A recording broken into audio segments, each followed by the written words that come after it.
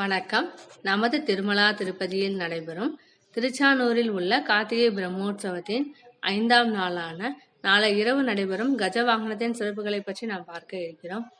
கஜ படத்தை கொடியேற்றுவதன் வாயிலாக தாயாரின் பிரம்மோற்சவங்கள் ஆரம்பமாகின்றன.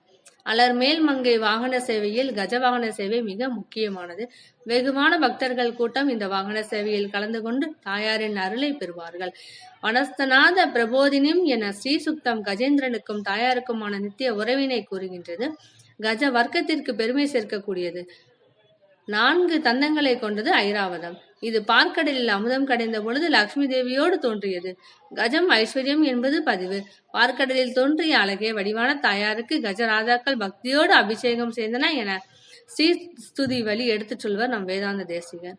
திசைகளின் பாரத்தை 8 திக் கஜங்கள் தாங்குகின்றன. ஆகவே கஜங்களின் ஸ்ரீனிவாசனுக்கும் பத்மாதி தாயாருக்கும் முதல் முறையாக அறிமுகத்திற்கு காரணமாகின. யானைகள் தம் தும்பிக்கையின் மூலம் தங்க குடத்தினை ஏந்தி ஆகாச கங்கை நதியில் தூய்மையான தண்ணீரை கொணர்ந்து உலகத்திற்கெல்லாம் தாயாக விளங்கும் அலர்மேல் மங்கை தாயாரை அபிஷேகம் செய்கின்றன.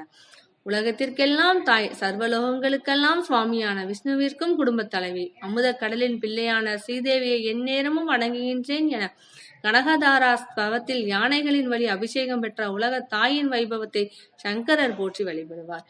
நீவிரே அனைத்தும் என அடிபணிந்து சரணாகதியை பெற்று முதலை வாயின் பிடியிலிருந்து எம்பெருமானை வேங்கடவானின் அருளினால் காப்பாற்றப்பட்ட கஜேந்திரன் சரணாகதி மார்க்கத்தை அனைவரும் பின்பற்ற வேண்டும் என்ற செய்தியின் விளக்கமே நம் கஜ வாகன சேவையின் தத்துவமாகும்.